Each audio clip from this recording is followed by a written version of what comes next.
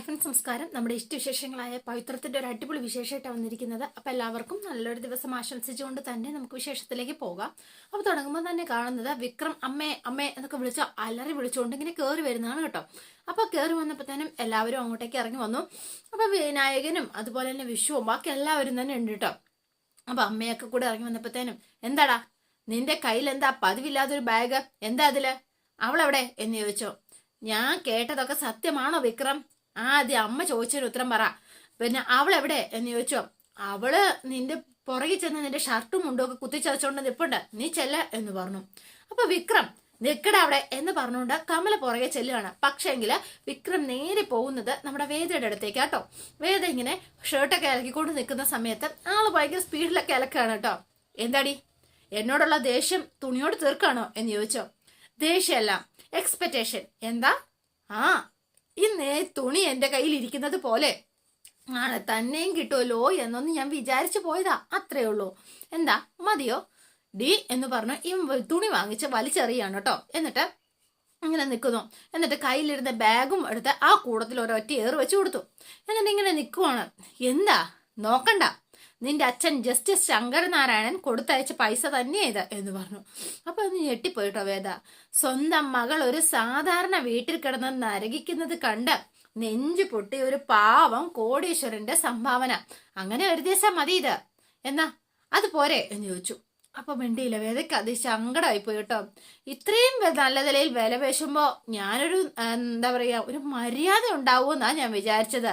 അതും സ്വന്തം മകളുടെ ജീവിതത്തിന് വേണ്ടി വില പറയുമ്പോ ഒരു ക്വാളിറ്റി എങ്കിലും കാണിക്കണ്ടേ. അപ്പോ കൂട്ടിയും കുറച്ചും കണക്കെടുത്തപ്പോ വെറും 10 ലക്ഷം മാത്രമേ വിലയുള്ളൂ നിനക്കെന്ന് അയാള് കരുതി കാണും. അയ്യോ മോശമായി പോയല്ലോ. മനസ്സിലായില്ലേ? നിന്നെ തിരിച്ച് വീട്ടിലെത്തിക്കാൻ നിന്റെ അച്ഛൻ ജില്ലാ ജഡ്ജി ശങ്കർ നാരായണൻ നിനക്കിട്ട വിലയാണ് ഈ 10 ലക്ഷം. അനാവശ്യം പറയരുത് എന്ന് പറഞ്ഞു. അത്രയും ചീപ്പായ ഒരാളല്ല എന്റെ അച്ഛൻ. ഓഹോ, അപ്പൊ പിന്നെ എന്റെ പണം എവിടുന്ന് വന്നു? പറന്നെത്തിയതാണോ? ഇറക്കി വിടാനുള്ള ഓരോ കാരണമായിട്ട് വന്നിരിക്കുകയാണോ? നാണമില്ല വിക്രം എന്ന് ചോദിച്ചു. നാണമില്ലാത്തത് എനിക്കല്ല, നിന്റെ അച്ഛനാ. ദേ വേണ്ടാട്ടോ എന്ന് പറഞ്ഞു. എന്താ നിനക്ക് ദേഷ്യം വരുന്നുണ്ടോ? നീ എന്നെ വിശ്വസിക്കണ? നിന്റെ അച്ഛന്റെ ദൂതുമായിട്ട് വർക്ക്ഷോപ്പിൽ വന്ന് കണ്ടവരുണ്ട്.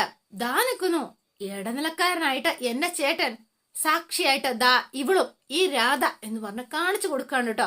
അപ്പൊ അവിടെ നിൽക്കാണ്, ഒന്നും മിണ്ടാതെ ഇങ്ങനെ നിൽക്കുവാണ് കേട്ടോ. അയ്യോ ഇനി എന്ത് പറയാം, പറയടോ എന്ന് പറഞ്ഞു. ശരിയാ, പണം കൊണ്ടു തന്നത് ഇയാളുടെ ചേട്ടൻ ശ്രീകാന്ത് തന്നെയാ എന്ന് പറഞ്ഞു. അപ്പൊ പിന്നെ ഒന്നും പറയാൻ പറ്റില്ലല്ലോ. അമ്മ ഇങ്ങനെ വാളിഞ്ഞിക്ക.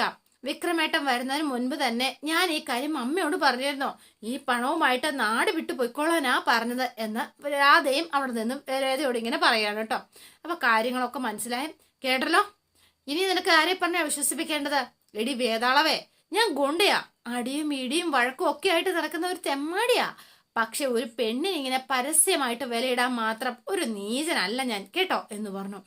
അപ്പൊ ഇത് കേട്ടപ്പോഴത്തേനും വേദയ്ക്ക് ആകെ സങ്കടമായി. ഇത്രമാത്രം നിന്റെ അച്ഛന് പണം ഉണ്ടെങ്കിൽ വേറെ ആവശ്യക്കാർക്ക് ദാനം ചെയ്യാൻ പറ.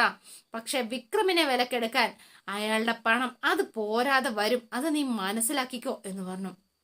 എന്നിട്ട് വിക്രം അവിടെ ഇങ്ങനെ നിൽക്കുകയാണ് കേട്ടോ. എന്നിട്ട് ആ പൈസ എടുത്ത് നമ്മുടെ വേദയുടെ കയ്യിലേക്ക് പിടിച്ചു കൊടുത്തു. ദാ ഈ പണം നീ തന്നെ നിന്റെ അച്ഛന് കൊണ്ട് കൊടുക്ക. എന്നിട്ട് ഇനിയെങ്കിലും എന്റെ കൂടെയുള്ള ആ സഹവാസം ഒന്ന് അവസാനിപ്പിച്ച് കൂടെ ഒന്ന് ഇറങ്ങിപ്പോയി താ എന്നുകൂടെ പറഞ്ഞു. ഇത് കേട്ടപ്പോ നന്ദിനി അടുത്തേക്കും രാധയ്ക്കും ഭയങ്കര സന്തോഷമായി. ഈ നിമിഷം തന്നെ നീ പോ എന്ന് പറഞ്ഞു. വേദ ഒന്നും മിണ്ടിയില്ല. വേറെ നേരെ തന്നെ ആ പൈസയായിട്ട് നേരെ റൂമിലേക്ക് കയറിപ്പോയി, അതായത് വിക്രത്തിന്റെ റൂമിലേക്ക്. എന്നിട്ട് കയറി അങ്ങ് വാതിലടച്ചു കേട്ടോ. അപ്പൊ രാധ ഇങ്ങനെ നിന്നിട്ട്, അല്ല ഇവളെന്തിനാ ഈ വിക്രത്തിന്റെ റൂമിൽ കയറി വാതിലടച്ചത്? അവക്ക് എന്തെങ്കിലും സാധനം എടുക്കാൻ കാണും, അതെടുത്തോണ്ട് പോയിക്കോളും എന്ന് പറഞ്ഞു. അപ്പൊ വേദ അങ്ങ് ചെന്നു. വേദ ചെന്നിട്ട് പണം എടുത്ത് ഇങ്ങനെ കുറച്ചു നേരം നോക്കി. എന്നിട്ട് നേരെ ശങ്കർ നാരായണന്റെ ഫോണിലേക്ക് വിളിക്കുകയാണ്. ഇവളെന്തിനാ ഇപ്പൊ വിളിക്കുന്നത് എന്നൊക്കെ ചോദിച്ചിട്ട് ശങ്കർ നാരായണൻ ഫോൺ എടുക്കുകയാണ്. ഹലോ, ഞാൻ വേദയാണ് സംസാരിക്കുന്നത്. മൊബൈലിൽ നിന്ന് ഡിലീറ്റ് ചെയ്യാൻ മറന്നു പോയതുകൊണ്ട് ശബ്ദം കേൾക്കുന്നതിന് മുൻപ് മനസ്സിലായി. വിളിച്ച കാര്യം ഒന്ന് പറയണം. ഇനിയെങ്കിലും ദ്രോഹിക്കുന്നൊന്ന് നിർത്തിക്കൂടെ അച്ഛന്? വാട്ട് യു മീൻ എന്ന് ചോദിച്ചോ. I mean what I said. ഗുണ്ടാക്ടി പടർത്തി അകത്തിടാനായിരുന്നു ആദ്യ ശ്രമം. ഇപ്പൊ പണം വെച്ച് വില പേശാൻ തുടങ്ങിയോ എന്ന് ചോദിച്ചോ. പണം വെച്ച് കളിക്കാനോ? സൂക്ഷിച്ച് സംസാരിക്കണം. അച്ഛനും മറ്റുള്ളവരും സൂക്ഷിച്ച് പെരുമാറുകയും വേണം. എടി അറിയാത്ത മട്ടിൽ നടിക്കണ്ടച്ചാ, എനിക്കെല്ലാം മനസ്സിലായി. ഇവിടെ താമസിക്കണം എന്നുള്ളത് എന്റെ ഇഷ്ടമാണെന്ന് ഞാൻ അച്ഛനോട് എത്ര തവണ പറഞ്ഞതാ. എന്നിട്ടും അച്ഛൻ എന്താ ഇനിയും അത് മനസ്സിലാവാത്തത് എന്ന് ചോദിച്ചോ. 10 ലക്ഷം രൂപ കൊടുത്താല് അത് എനിക്കുള്ള വിലയാവോ അച്ഛാ? രൂപയോ? ആര്? നീ എന്തൊക്കെയാ ഈ പറയുന്നത് എന്ന് ചോദിച്ചോ. നിങ്ങളുടെ അഭിമാനം സംരക്ഷിക്കാൻ ഞാൻ തിരിച്ച് വീട്ടിലേക്ക് വരണം. അതിനു വേണ്ടിയിട്ട് എനിക്കുള്ള വിലയാണ് ഈ 10 ലക്ഷം രൂപ അല്ലേ? വാട്ട്? അച്ഛനിൽ നിന്ന് ഞാൻ തീരെ പ്രതീക്ഷിച്ചില്ലച്ച എന്ന് പറഞ്ഞു. ഇതാണോ നിന്റെ അച്ഛൻ നിനക്കിട്ട വില എന്ന് വിക്രം എന്റെ മുഖത്ത് നോക്കി ചോദിച്ചപ്പോ സത്യം പറഞ്ഞ എന്റെ തല താന്നു പോയി അച്ഛാ. അതിൽ പരം അത് തുകയുടെ വലിപ്പം ഓർത്തിട്ടൊന്നുമല്ല. ശ്രീയേട്ടന്റെ കയ്യില് ആ പണം കൊടുത്തയക്കുമ്പോ സ്വന്തം മകൾക്കാണ് ആ വിലയിടുന്നതെന്ന് അച്ഛനൊന്നും ഓർത്തില്ലല്ലോ എന്ന് വിചാരിച്ചിട്ട് മാത്രമാ എന്ന് പറഞ്ഞു. ഞാൻ എടുത്ത തീരുമാനം അച്ഛനെ വേദനിപ്പിച്ചിട്ടുണ്ടെന്ന് എനിക്ക് നന്നായി അറിയാം. പക്ഷെ അതിന്റെ പേരില് ഇങ്ങനെയായിരുന്നോ ചെയ്യേണ്ടിയിരുന്നത് എന്ന് ചോദിച്ചു. എന്ത് തന്നെയാണെങ്കിലും ശങ്കരൻ നാണന്റെ മകളാണ് എന്നുള്ളൊരു അഭിമാനം അതെനിക്കുണ്ടായിരുന്നു. അന്ത്യത്തോളം ഉണ്ടാവുമായിരുന്നോ? പക്ഷെ ആ വിഗ്രഹമാണല്ലോ ആ മനസ്സിൽ നിന്ന് തന്നെ ഉടച്ചു കളഞ്ഞത്. അപ്പൊ മിണ്ടുന്നില്ല കേട്ടോ ശങ്കരനാരായണൻ. വേദ, എനിക്കിതൊന്നും അറിയില്ല എന്ന് പറഞ്ഞു അദ്ദേഹം വേഗം. എന്റെ അറിവോടെ ഒന്നും അല്ല ഇത്. മതിയച്ചാ, അഭിനയിച്ചത് മതി, ഇനിയും നാടകം വേണ്ട എന്ന് പറഞ്ഞു. അതെ, ദയവ് ചെയ്ത് ഈ പണം തിരിച്ചു കൊണ്ടുപോയി എന്നെ ഒന്ന് വെറുതെ വിടുവോ എന്ന് ചോദിച്ചോ. വലിയ ആഡംബരങ്ങളൊന്നും ഇല്ലാന്നേ ഉള്ളൂ, പക്ഷേ സമാധാനം അതിവിടെ ഉണ്ടച്ച എന്ന് പറഞ്ഞു. നിങ്ങളായിട്ട് അതില്ലാതാക്കരുത്, ആ ഒരു അപേക്ഷയേ ഉള്ളൂ എന്ന് പറഞ്ഞ് വേഗം ഫോൺ വെച്ചു. ആകെ ഷോക്കായി പോയി ശങ്കരനാരായണന് കേട്ടോ. എന്നിട്ട് കുറേ നേരമായിട്ട് ഇവരെല്ലാം പുറത്തിങ്ങനെ വെയിറ്റ് ചെയ്യാണ്, വേദ ഇറങ്ങി വരുന്നതും കാത്ത്. ശ്രീജെ, ആ കുട്ടി ഇനിയിപ്പോ പോവൂ ശ്രീജെ? അറിയില്ലമ്മേ എന്ന് പറഞ്ഞ ശ്രീജ. പക്ഷെ ഇത്രയും പറയേണ്ടിയിരുന്നില്ല അല്ലേ എന്ന് ചോദിക്കുകയാണ്. ഷോ, എവിടെ പോയി കിടക്കുകയാണോ എന്നോർത്ത് ഇവരെല്ലാവരും കൺഫ്യൂഷൻ അടിച്ച് നിൽക്കുകയാണ്. അപ്പൊ വേഗം നന്ദിനി, ഇവള് കുറെ നേരം ആയല്ലോ കഥ കടച്ചകത്തിരിക്കാൻ തുടങ്ങിയത്, ഇറങ്ങുന്നില്ലേ ആവോ എന്നിങ്ങനെ ചോദിച്ചിങ്ങനെ നിൽക്കാം. ശരിക്കും നാണം കെട്ടു പോയല്ലേ, എങ്ങനെ ഫേസ് ചെയ്യുമെന്ന് കരുതിയിട്ടായിരിക്കും വരും എന്ന് പറഞ്ഞു. അപ്പോഴേക്കും ഇതേ വാതിൽ തുറന്ന് വേദ പുറത്തേക്ക് വരികയാണ്. അപ്പൊ ഇവരെല്ലാവരും നോക്കി നിൽക്കുകയാണ് വേദ എങ്ങോട്ടാ പോണെന്ന് ഓർത്ത്. അയ്യോ, ഇനി കെട്ടി ചാടാൻ പോവാണോ എന്നിങ്ങനെ ചോദിച്ചു കേട്ടോ.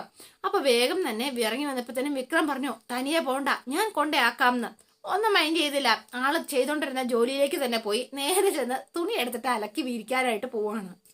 അപ്പോഴത്തേനും നമ്മുടെ ശ്രീജിക്കും അമ്മയ്ക്കും ഭയങ്കര സന്തോഷമായിട്ടോ. വിക്രം നേരെ പുറകെ ചെന്നു.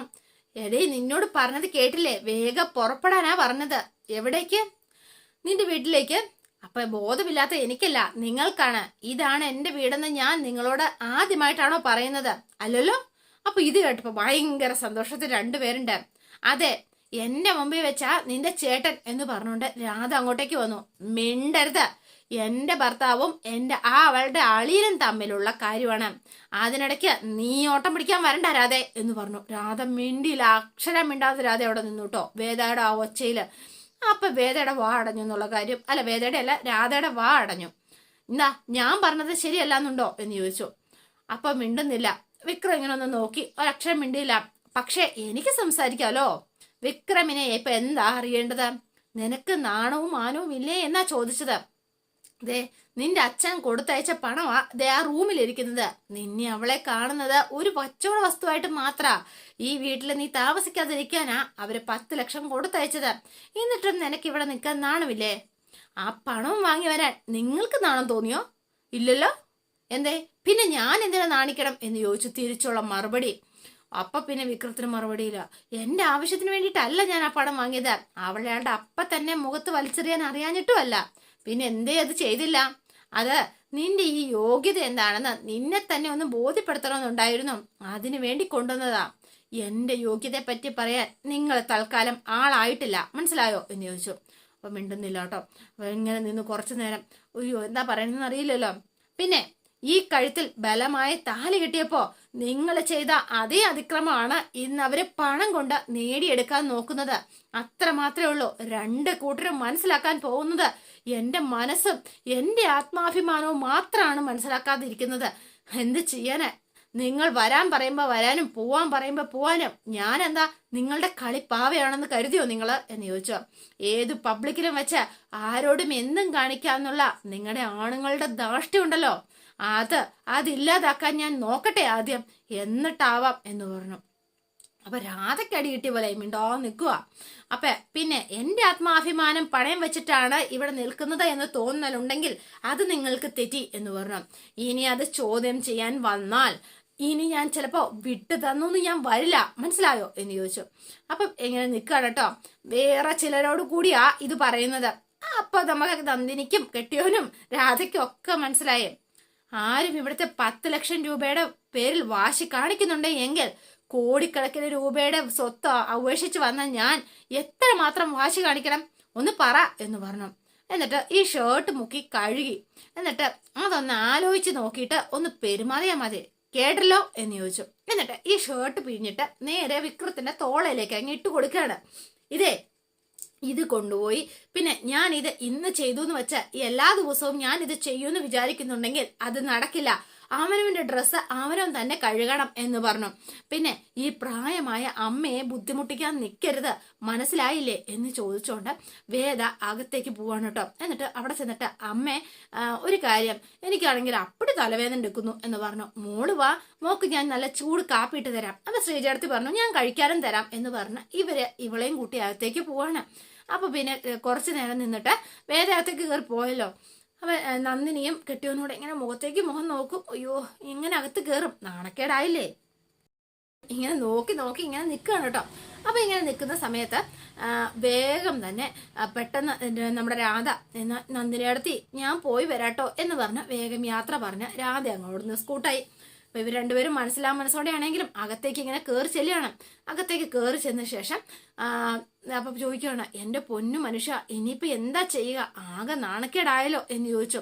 സാരമില്ല, ഇനി നമുക്ക് ആ കമ്മീഷൻ കിട്ടുമെന്ന് തോന്നുന്നില്ല, നമ്മുടെ കളിയെല്ലാം പാളിപ്പോയില്ലേ, ഇനി എന്ത് ചെയ്യും നന്ദിനി എന്ന് ചോദിച്ചു.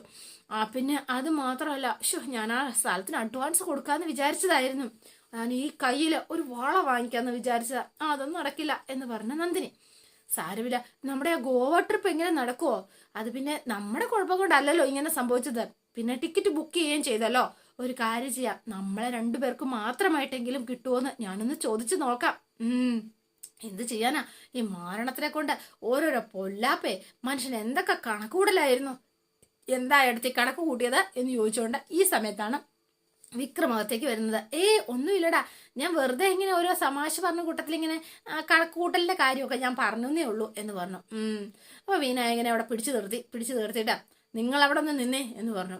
നിങ്ങളോടെ അവിടെ എന്താ പറയാ വർക്ക്ഷോപ്പിൽ വെച്ച് ചോദിക്കണം എന്ന് കരുതിയതാ, പിന്നെ എനിക്ക് അതിന്റെ സമയം കിട്ടിയില്ല, അതാ ചോദിക്കാഞ്ഞതാ. എന്താണെങ്കിലും നിങ്ങൾ കമ്മീഷൻ ഇല്ലാതെ ഒരു കാര്യവും ചെയ്യില്ല എന്ന് എനിക്ക് നന്നായി അറിയാം. നിങ്ങൾക്ക് എത്ര രൂപ കമ്മീഷൻ കിട്ടി? അയ്യോ ഇല്ലടാ, എനിക്കൊരു കമ്മീഷനും കിട്ടിയില്ല. സത്യം പറഞ്ഞോ, ശങ്കർ നാരായണൻ എത്ര രൂപ കമ്മീഷൻ തന്നോന്ന്, ഇല്ലെങ്കിൽ നിങ്ങളെ ഞാനുണ്ടല്ലോ എന്ന് പറഞ്ഞ ഇവന്റെ കുത്തിന് കയറി പിടിക്കുകയാണ് വിനായകന്റെ.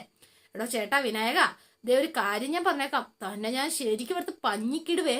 എടാ വിക്രം, ശരിയാടാ നീ പറഞ്ഞത്, ഞാനിപ്പോ വന്ന് കേറിയതേ ഉള്ളൂ, നിനക്ക് സംശയം ഉണ്ടെങ്കിൽ നീ തപ്പി നോക്ക്, ചെക്ക് ചെയ്യ എന്ന് പറഞ്ഞു. അപ്പൊ വിക്രം ഒന്നും നോക്കിയില്ല, ആള് മൊത്തം തപ്പി നോക്കി. അപ്പൊ പോക്കറ്റ് നോക്കുമ്പോ എന്തോ ഒരു കടലാസ്, ഇതെന്താ? അപ്പൊ ഇങ്ങനെ വെച്ചപ്പോഴത്തേനും എടുത്തു നോക്കിയപ്പോഴാണ് ഗോവയ്ക്കുള്ള ടിക്കറ്റ്. ഇതെന്താ ഗോവയ്ക്കുള്ള ടിക്കറ്റോ? ഓഹോ, നിങ്ങൾ അപ്പൊ ഗോവയ്ക്കല്ലേ? എടാ അത് പിന്നെ എടാ മറ്റൊന്നും അല്ല വിക്രം, ഇത് ഞങ്ങൾക്കൊരാൾ ഗിഫ്റ്റ് തന്നതാ. ആര് എന്ന് ചോദിച്ചു. അപ്പൊ വിൽക്കുകയാണ് നന്ദിനി. അവസാനം പറഞ്ഞു അത് പിന്നെ വേദയുടെ ചേട്ടൻ എന്ന് പറഞ്ഞു. ഇനിയിപ്പൊ തൽക്കാലം നിങ്ങൾ ഒരു ഗോവയ്ക്കും പോണില്ല എന്ന് പറഞ്ഞു. ഇതങ്ങ് എടുത്ത് ഇവൻ വലിച്ച് കീറി പീസാക്കി. അയ്യോ, നന്ദിനിയുടെ ചങ്ക് തകർന്നു പോയി കേട്ടോ. ഇങ്ങനെ നന്ദിനി ഇങ്ങനെ നിൽക്കുവാണ്. അപ്പം പെട്ടെന്ന് തന്നെ വിക്രം പറഞ്ഞു, ദേ ഒരു കാര്യം ഞാൻ പറഞ്ഞേക്കാം, ഇനി ആ ജസ്റ്റിസ് ശങ്കർ നാരായണനോ അവരുടെ കുടുംബമായിട്ടോ എന്തെങ്കിലും ബന്ധമുണ്ടെന്ന് ഞാൻ അറിഞ്ഞ പിന്നെ നിങ്ങളെ ഞാൻ വെറുതെ വെച്ചേക്കില്ല, മനസ്സിലായോ? ശരി എന്ന് പറഞ്ഞു. അപ്പൊ വേഗം തന്നെ വിക്രം എന്നിട്ട് ഇറങ്ങിപ്പോയപ്പോ തന്നെ നന്ദിനി പറയുകയാണ്, എത്ര പേരെ ഇടിവിട്ടിപ്പാമ്പ് കടിച്ചു ചാവുന്നു, ഇവനൊന്ന് ചത്തിരുന്നെങ്കിൽ എന്താടി നീ പറഞ്ഞത് എന്ന് ചോദിച്ചു. പെട്ടെന്ന് തന്നെ ആ ഇത് എന്താ പറയാ നന്ദിനിയുടെ കെട്ടിയവൻ ചേട്ടൻ ചോദിച്ചപ്പോഴത്തേനും അവള് പറഞ്ഞു, അയ്യോ അനിയനെ പറഞ്ഞപ്പോ നൊന്തു, എന്തൊക്കെ പറഞ്ഞാലും അവര് ഒരു എന്താ പറയാ ഒരുമിച്ച് ഒരു കെട്ടായിട്ടേ നിൽക്കുള്ളൂ, നമ്മള് അപ്പൊ ഒറ്റപ്പടിയോ ഒന്നുമില്ല എന്നൊക്കെ പറഞ്ഞിട്ട് നന്ദിനി അങ്ങ് കേറിപ്പോയിട്ടോ. അപ്പൊ വേഗം തന്നെ ഗോവ ട്രിപ്പ് ഇനിയിപ്പോ ഗോവിന്ദ എന്ന് പറഞ്ഞുകൊണ്ട് നമ്മുടെ എന്താ പറയുക ഭയങ്കര സങ്കടത്തില് നമ്മുടെ ചേട്ടനും അകത്തേക്ക് കയറി പോവാണ്. സങ്കടപ്പെട്ടാട്ടോ പോണത്. പിന്നെ നമ്മൾ കാണുന്നത് ജസ്റ്റ് ശങ്കർ നാരായണന്റെ വീട്ടിലാണ്. അപ്പൊ ശ്രീകാന്ത് എവിടെയോ പുറത്ത് പോയിട്ട് കയറി വരികയാണ്. കയറി വരുമ്പോഴത്തേനും ജസ്റ്റിസ് ശങ്കരനാരായണൻ ആകെ ദേഷ്യം പിടിച്ച് അങ്ങോട്ടേക്ക് വരുവാണ്. ഡാ, നീ 10 ലക്ഷം രൂപ വേദയ്ക്ക് വിലയിട്ട് ആ ക്രിമിനലിന്റെ കൈ കൊണ്ട് കൊടുത്തിരുന്നോ എന്ന് ചോദിച്ചു. അപ്പോഴേക്കും ഞെട്ടിപ്പോയി കേട്ടോ. നിന്നോടാ ചോദിച്ചത് കൊടുത്തോന്ന്. അച്ഛാ, അത് പിന്നെ പറയടാ കൊടുത്തോന്ന്. കൊടുത്തു എന്ന് പറഞ്ഞപ്പോഴേക്കും ഒരൊറ്റ അടിയായിരുന്നു. അപ്പൊ വേഗം എല്ലാവരും ചോദിച്ചു, എന്ത് പണിയാ ശങ്കര നീ കാണിക്കുന്നത് എന്ന് ചോദിച്ചാൽ അച്ഛമ്മ എണീറ്റ് വരുവാണ് കേട്ടോ. എടാ, നിന്റെ മകൻ തന്നെയാണ് ശ്രീകാന്ത്, പക്ഷേങ്കിൽ ഒരു പെൺകുട്ടിയുടെ ഭർത്താവ് കൂടിയാ. അമ്മേ, മിണ്ടരുത്, ആരുടെ മിണ്ടിപ്പോവരുത്. ഇത്രയും നാളും എന്റെ ആത്മാഭിമാനം മുഴുവൻ നഷ്ടപ്പെടുത്താൻ കാരണക്കാരൻ നീയാ. ദേ, അവളുടെ വായിലിരിക്കുന്ന മുഴുവൻ ഞാനിപ്പോ കേട്ടിട്ട് നിൽക്കുക. അവൾക്ക് 10 ലക്ഷമേ വിലയുള്ളൂ എന്ന് അവളുടെ ഭർത്താവ് ചോദിച്ചു എന്ന്. എന്നിട്ട് ആ 10 ലക്ഷം കൊണ്ടുപോയി എന്റെ മുഖത്തെറിഞ്ഞു കൊടുക്കാൻ പറഞ്ഞ അവൻ വലിച്ചെറിഞ്ഞിട്ട് പോയിന്നാ വേദ വിളിച്ചപ്പോ പറഞ്ഞത്. ഇത്രയും അപമാനിക്കാൻ മാത്രം ഞാൻ എന്ത് തെറ്റാടാ ചെയ്തത്? അച്ഛനെ അപമാനിക്കണം എന്നോർത്ത് ചെയ്തതല്ല. എങ്ങനെയെങ്കിലും അവളെ ഇവിടെ മടക്കി കൊണ്ടുവരണം എന്ന് മാത്രമേ ഞാൻ വിചാരിച്ചുള്ളൂ എന്ന് പറഞ്ഞു. എടാ, ഇപ്പൊ കൊണ്ടുവന്നല്ലോ, ഇപ്പൊ സമാധാനമായല്ലോ. ജസ്റ്റിസ് ശങ്കർ നാരായണന് ആകെ ഉണ്ടായിരുന്ന ഒരു പേര് വേദ പോയി എന്നേ ഉണ്ടായിരുന്നുള്ളൂ. ഇപ്പോഴാണെങ്കിലോ അതിലും നല്ല ഗംഭീരമായ ഒരു പേരായി. ഇപ്പൊ തൃപ്തിയായില്ലേ, എല്ലാവർക്കും ആശ്വാസമായില്ലേ എന്ന് ചോദിച്ചു. അപ്പൊ വേഗം തന്നെ അമ്മ പറയാണ്, എടാ, അവൻ അങ്ങനെ ചെയ്തിട്ടുണ്ടെങ്കിൽ അതിലൊരു ഉത്തരവാദി എന്ന് പറയുന്നത് നീ കൂടിയല്ലേ എന്ന് പറഞ്ഞു.